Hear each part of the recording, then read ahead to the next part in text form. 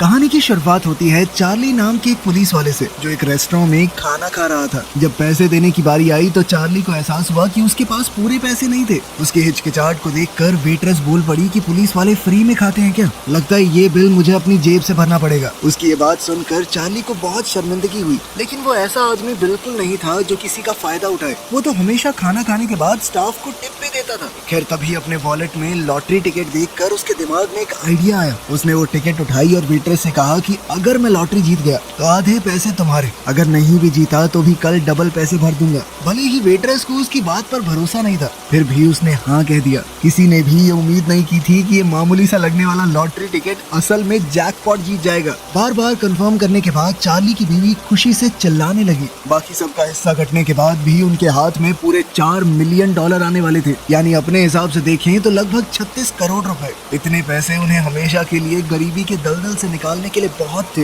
लेकिन चार्ली का मूड बिल्कुल अलग था। उसे अपना सुबह किया हुआ वादा याद आ रहा था और अब डर लग रहा था कि अपनी बीवी को कैसे बताऊं। लेकिन काफी सोचने के बाद उसने सच बताने का फैसला किया। ये सुनते ही उसकी बीवी गुस्से से पागल सी हो गई, क्योंकि वो अपने पति की जिद्दी फितरत को अच्छे से जानती थी। उसे पता था कि चार्ली अपना वादा जरूर निभाएगा। असल में चार्ली को बचपन से ही लोगों की मदद करना पसंद था। इसी वजह से वो बड़ा होकर एक पुलिस वाला बना, ताकि वो शहर के लोगों की मुश्किलों और परेशानियों को सुलझा सके। वो अंधे लोगों को सड़क पार करवाता, प्रेग्नेंट औरतों की मदद करता और तो और अपनी छोटी सी सैलरी से भी गरीब इलाकों में डोनेशन करता। कुल मिलाकर इससे अच्छा और ईमानदार आदमी मिल नहीं सकता। मगर उसकी बीवी का स्वभाव बिल्कुल उल्टा था। वो न सिर्फ बहुत ज्यादा खुदगर्ज थी, बल्कि अपने हेयर सैलून के कस्टमर्स के सामने खुलेआम बोलती फिरती थी कि उसका पति तो बहुत पुराने ख्यालों का है। पता नहीं हरिश्चंद्र कहाँ से आ गया मेरी जिंदगी में।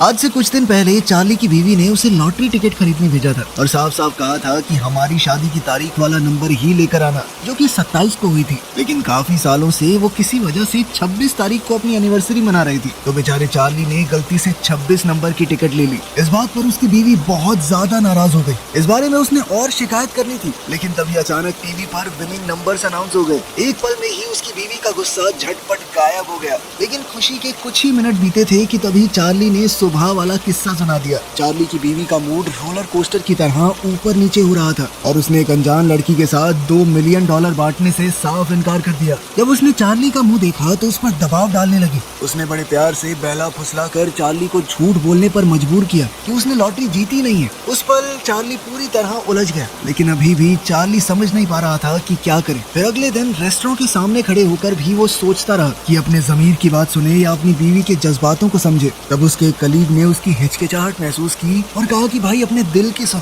पर अभी भी चार्ली असमंजस में था कि क्या करे। इसी उलझन के साथ वो रेस्टोरेंट के अंदर गया। उसके कुछ बोलने से पहले ही वेट्रेस इवॉन ने बोलना शुरू कर दिया। कल मेरी जिंदगी का सबसे बुरा दिन था। सच कहूँ तो तुम्हारी कोई खास बड़ी गलती नहीं थी। ऐसा किसी के साथ भी हो सकता है। मैंने ही अपनी फ्रस्ट्रेशन तुम्हारे ऊपर निकाल दी। असल में इवॉन कॉलेज से ग्रेजुएट होने के बाद एक्टिंग का सपना लेकर न्यूयॉर्क आई थी, लेकिन सालों तक मेहनत करने के बाद भी उसे कुछ खास काम नहीं मिला। ऊपर से कल उसके घटिया पति ने उसकी सारी सेविंग्स चुरा ली। ऊपर से जानबूझकर उसके क्रेडिट कार्ड पर $20,000 का कर्जा भी चढ़ा दिया। इस वजह से वो बिल्कुल कंगाल हो गई थी। फिर मैं कोर्ट गई डाइवोर्स फाइल करने के लिए, लेकिन मेरे पास उतने पैसे भी नहीं थे। जब बाहर निकली तो जोरदार बारिश शुरू हो गई। छाता बीच में ही टूट गया। जब घर लौटी तो पूरी तरह भीग चुकी थी। सिर्फ एक सूखा सा सैंडविच खा के अपना पेट भर पाई। इसके बाद वो दौड़कर काम पर पहुंची, लेकिन लेट होने की वजह से उसके बॉस ने उसकी 2 घंटे की सैलरी काट ली। तो ये कहना गलत नहीं होगा कि इवॉन का कल का दिन उसकी जिंदगी का सबसे बुरा दिन था। आज भी हालात कुछ खास बेहतर नहीं थे। इतनी मुश्किलों के बावजूद इवॉन का ये हंसता हुआ चेहरा देखकर चार्ली कुछ पलों के लिए उलझन में पड़ गया और फिर उसने अपने दिल की आवाज सुनने और इंसानियत निभाने का फैसला किया। कल के लिए माफी मांगते हुए उसने इवॉन को उसके चश्मे के लिए एक चेन दे दी। असल में कल उसने नोटिस किया था कि इवॉन अक्सर अपना चश्मा इधर उधर रख देती है और अब इस चेन की मदद से वो उसे गले में लटका सकती है। चश्मा खोएगा नहीं। ये तोहफा मिलते ही इवॉन खुशी से चमक उठी। अब धीरे धीरे उसका चार्ली पर भरोसा बढ़ रहा था। इसके बाद चार्ली ने एक बार फिर से किस्मत का फैसला इवॉन के हाथ में रख दिया और कहा कि तुम फैसला करो कि तुम्हें खाने के पैसे डबल चाहिए या फिर लॉटरी के प्राइज मनी का आधा। इवॉन ने अपनी बदकिस्मत जिंदगी को देखते हुए सोचा कि मैं लॉटरी कभी नहीं जीतने वाली और वो चार्ली की अच्छाई का फायदा भी नहीं उठाना चाहती थी। इसीलिए उसने कहा कि खाने के 2 गुने पैसे दे दो। लेकिन अगले ही पल चार्ली ने प्यार से कहा कि मैंने 4 मिलियन की लॉटरी जीती है। पहले तो इवॉन को इस बात पर बिल्कुल भरोसा नहीं हुआ। उसने चार्ली से कहा कि मेरी गरीबी बीवी का मजाक मत उड़ाओ। लेकिन जब उसने दोबारा पूरे यकीन के साथ बात दोहराई तब इवान अपनी खुशी को रोक नहीं पाई और खुशी के मारे कूदने लगी। इवान ने ना सिर्फ रेस्टोरेंट के हर आदमी को गले लगाया बल्कि खुलेआम ऐलान कर दिया कि आज का लंच सबके लिए फ्री है, और इतना ही नहीं, हर कस्टमर को एक एक आइसक्रीम भी दे दी। इवान को इतना खुश देखकर चार्ली को भी सुकून मिला कि उसने झूठ नहीं कहा। बाहर खड़ा उसका कलीग भी ये देखकर काफी खुश था। लेकिन जैसे ही चार्ली की बीवी को ये बात पता चली वो आग उगलने लगी। जब वो प्राइज लेने जा रहे थे तो वो बस में भी बिना रुके चार्ली पर चिल्लाती रही, और चार्ली ने पहले ही सबका तोड़ सोच रखा था। वो पहले से जानता है कि उसकी बीवी को शो ऑफ करना कितना पसंद है,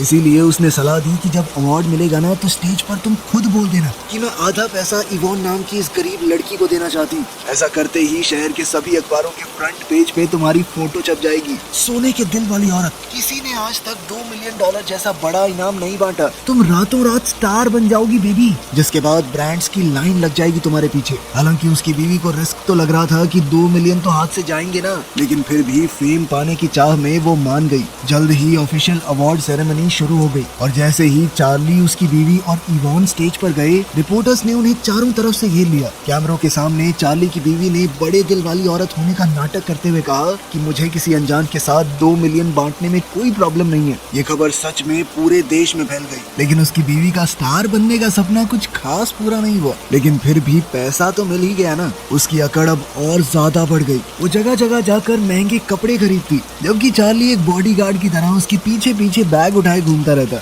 जबकि इवान बिल्कुल उल्टी थी। ऐसा मिलते ही उसने अपने पिछले पति के छोड़े हुए सारे कर्ज चुका दिए और फिर उसने वो रेस्टोरेंट खरीद लिया जहाँ पर वो काम करती थी, और अब वो वहाँ की मालकिन और एम्प्लॉय दोनों बन गई थी। उसने चार्ली के नाम से एक टेबल भी रखा जहाँ पर जरूरतमंद गरीब लोग आराम से बैठ के खाना खा सकते हैं, उनसे पैसे भी नहीं लिए जाएंगे। खैर अगले दिन चार्ली कुछ खरीदने के लिए कन्वीनियंस स्टोर में गया तो उसने देखा कि सारे कस्टमर बिल्कुल जम के खड़े थे। लोग इधर उधर चीजें नहीं ढूंढ रहे, लेकिन उसने चोरों को ये बिल्कुल पता नहीं लगने दिया कि उसे उन पर शक हो गया है। वो चुपचाप स्टोर से बाहर निकला और अपने पार्टनर को कहा कि जल्दी से बैकअप बुलाओ। फिर वो बेसमेंट के रास्ते से घूमकर दोबारा स्टोर में घुस गया। अंदर जाकर उसने सच में 2 चोरों को देखा। हालात को समझते हुए उसने एक कैन उठाया और सीधा उठाकर एक चोर के सर पे दे मारा। जैसे ही वो चक्कर खाकर गिरा, चार्ली तुरंत दूसरे चोर पर झपट पड़ा और उसे जमीन पर गिरा लिया। जल्द ही बैकअप यूनिट पहुंच गई और सभी लोगों को सुरक्षित बचा लिया गया। लेकिन इस सब के दौरान चार्ली के बाएं हाथ पर गोली लग गई। इस चोट की वजह से उसे समय से पहले रिटायर होना पड़ा। लेकिन अपने इस कारनामे से चार्ली बहुत मशहूर हो गया। वो अब शहर का हीरो बन चुका था। उसे मेयर से मेडल भी दिया गया। लेकिन वहाँ भी उसने रिटायर हो चुके जरूरतमंद पुलिस वालों के लिए $10,000 डोनेट करने का वादा किया। ये सुनकर उसकी बीवी का बहुत दिमाग खराब हुआ। उसे पूरा पैसा सिर्फ अपने लिए चाहिए था, किसी और काम के लिए बस जाए ही ना। एक तरफ चार्ली था जो सोचता था कि इतना पैसा है तो अब आराम से जिंदगी बिताएंगे और जिसकी कर सकते हैं उसकी मदद करेंगे, जबकि उसकी बीवी को ऐशो आराम एकदम अमीरों वाली जिंदगी चाहिए थी। वो बहुत खुदगर्ज थी।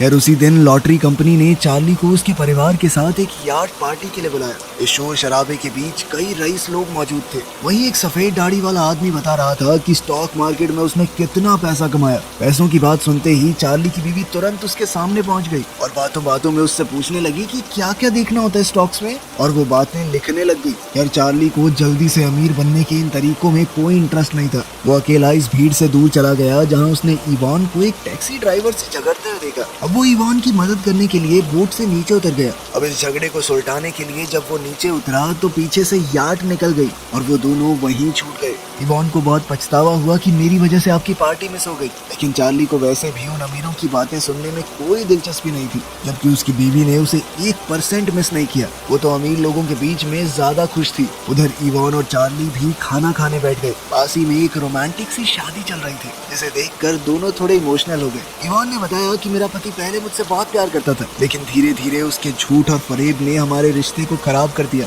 ये सुनकर चार्ली ने भी अपनी कहानी बताई। वो और उसकी बीवी स्कूल से एक दूसरे के साथ थे और 18 का होते ही उन्होंने एक दूसरे से शादी कर ली। लेकिन धीरे धीरे उन्हें समझ आया कि दोनों बहुत अलग हैं। लेकिन चार्ली ऐसे ही हार मान के रिश्ता तोड़ने वालों में से नहीं था, इसीलिए वो अपनी पत्नी की हर बात मानकर कोशिश करता कि शायद उनका रिश्ता बिल्कुल पहले जैसा हो जाए। वो अपने मन की बातें बताकर दोनों एक दूसरे के थोड़े और करीब आ गए। फिर उन्होंने साथ में थोड़ा डांस किया, लेकिन दोनों अपना दायरा अच्छे से समझते थे। लेकिन उसकी बीवी को पूरी ट्रिप में पता ही नहीं चला कि उसका पति इस शिप पर नहीं है। वो जाते जाते भी उस सफेद दाढ़ी वाले बूढ़े की तरफ देखकर मुस्कुरा रही थी। इवान और चार्ली को एक जैसी चीजों में मजा आता था, इसीलिए दोनों धीरे धीरे दोस्तों की तरह समय बिताने लगे। रोलर स्केटिंग करते हुए जब ढलान पर चार्ली फिसला तो इवान उसे देखकर बहुत हंसी। दोनों को ही लोगों में खुशियाँ बांटना अच्छा लगता था, तो अब दोनों मिलकर काफी सारे लोगों को फ्री राइड्स देने लगे। आने वाले दिनों में भी उन्होंने कई सारे ऐसे काम किए, जैसे पूरे बेसबॉल ग्राउंड को एक दिन के लिए रेंट कर लिया और फिर गरीब बच्चों और उनके रिश्तेदारों को वहाँ खेलने के लिए बुलाया,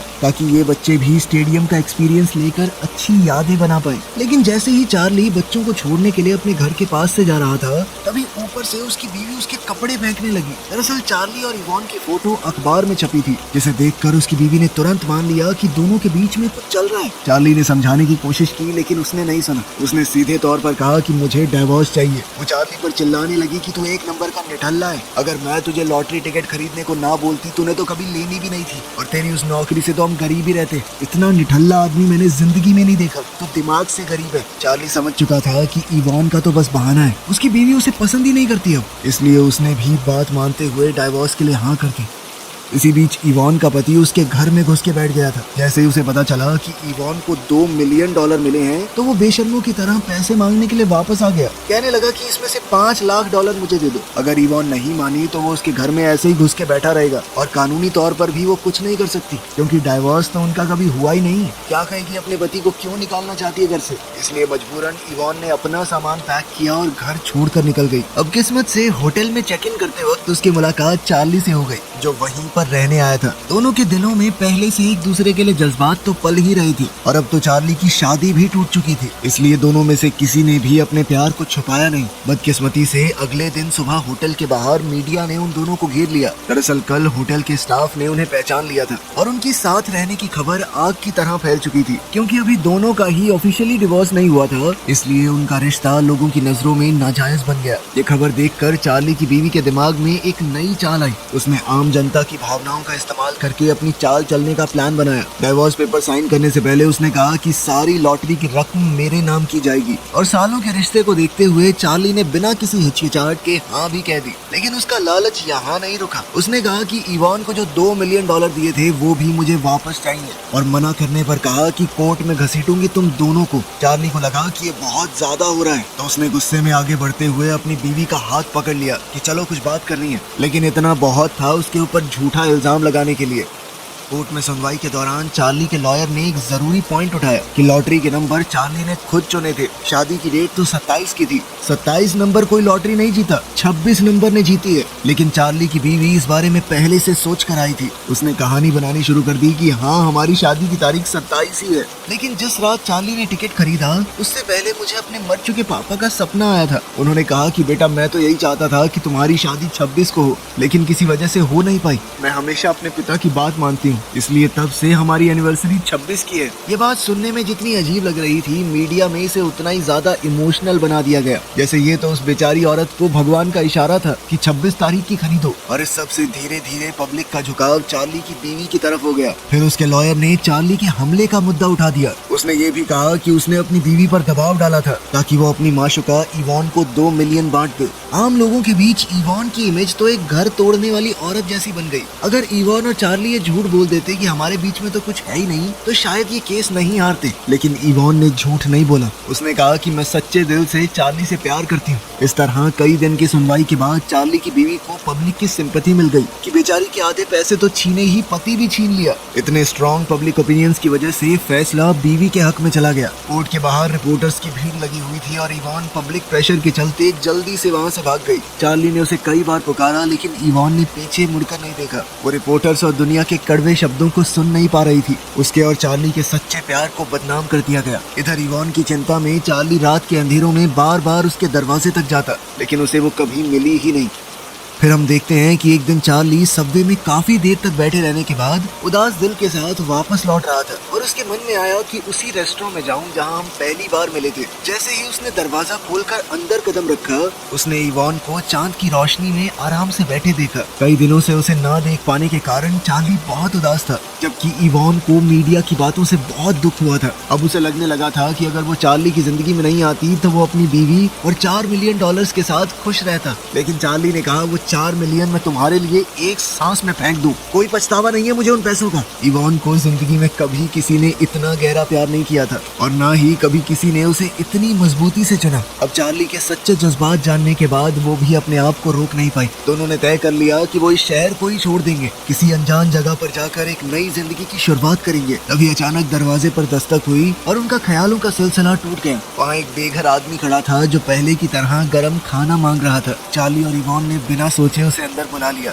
और उसे खाना देने के बाद दोनों एक दूसरे के गले लग गए। उस बेघर आदमी ने मौका देखकर अपना छोटा सा कैमरा निकाला और इस प्यारे से पल की तस्वीर ले ली। असल में वो कोई भिखारी नहीं था बल्कि एक बहुत ही मशहूर रिपोर्टर था जो इसी तरह गरीब लोगों का भेष बनाकर सच्ची और दिलों को छू देने वाली कहानियां ढूंढता। अब उसने नया आर्टिकल लिखा कि ये दोनों कितने अच्छे इंसान हैं। वो काफी समय से इस केस पर नजर रखे हुए था। कई बार जब वो भूखा था तो उसे खाना खिलाया इन लोगों ने और अब पूरा पैसा जाने के बाद भी उन लोगों के प्यार में 1% का फर्क नहीं आया। कोर्ट के फैसले को तो बदला नहीं जा सकता, लेकिन उस रिपोर्टर की ईमानदार रिपोर्ट से चार्ली और इवान की असली तस्वीर लोगों के सामने आ गई और जैसे जैसे ये कहानी शहर के कोने कोने में फैली, उनका प्यार हर इंसान के दिल को छू गया। लेकिन चार्ली और इवान इस सबसे बिल्कुल अनजान थे। जब वो इस शहर को अलविदा कहने से पहले एक आखिरी बार इस रेस्टोरेंट में गए तो उन्होंने देखा कि पूरा रेस्टोरेंट चिट्ठियों से भरा हुआ था और हर चिट्ठी में उनके लिए थोड़े से पैसे थे, क्योंकि रिपोर्टर ने अपील की थी कि इन प्यारे लोगों को दिखाओ कि ये शहर है उनके लायक। अगर ये यहाँ से चले गए तो इंसानियत हार जाएगी।